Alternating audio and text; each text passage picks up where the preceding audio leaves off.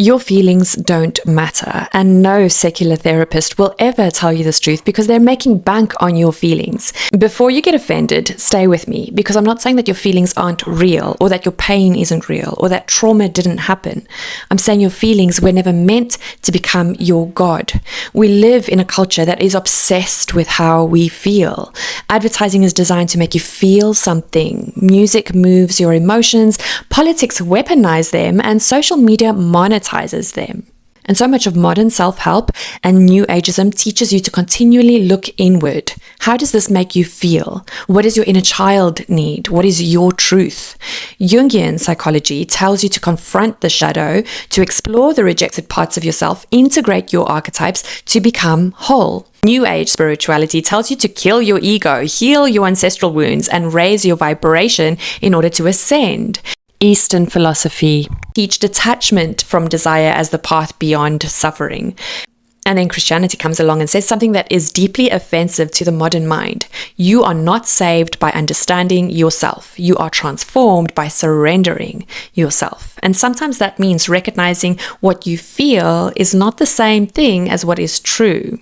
Your feelings are valid and deserve to be acknowledged, but your feelings are not always reliable interpreters of reality, because your feelings are influenced by thoughts, and thoughts are influenced by beliefs, by culture, and ideologies.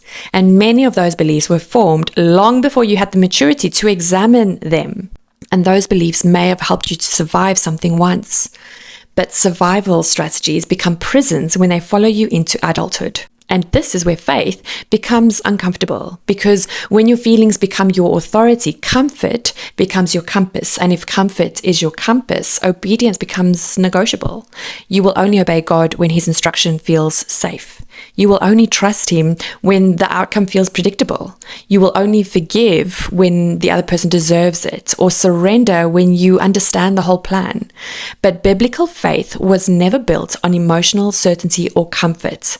Truth does not change because truth makes us uncomfortable.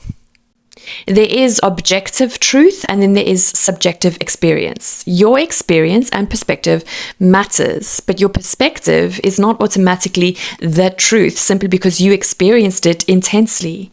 That is why one of the most dangerous phrases in modern culture is "my truth." Because if my truth can never be challenged, corrected, discipled, or surrendered, then my feelings become the highest authority in my life. And scripture gives us a very different instruction. 2 Corinthians 10 verse 5 says that we are to take every thought captive to obey Christ. Notice what scripture does not say. It does not say, obey, believe, and identify with every thought. Protect your feelings. It says, take it captive, examine it, test it, and submit it. Ask, does this agree with scripture? Is this conviction or fear, discernment or a trauma response, a boundary or a wall? One protects stewardship, while the other protects the wound from ever being healed. Secular therapy can help you to identify those wounds and understand how they affect you. But faith-based therapy will help you to understand how these wounds are keeping you from receiving the fullness of God's healing and guidance. Deliverance will dismantle strongholds and close every door that gives access to demonic entities that manipulate you through your feelings.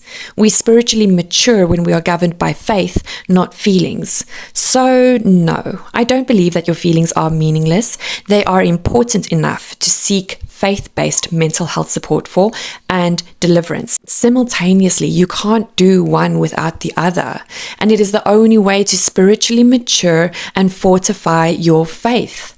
I said what I said. Tell me what you think below.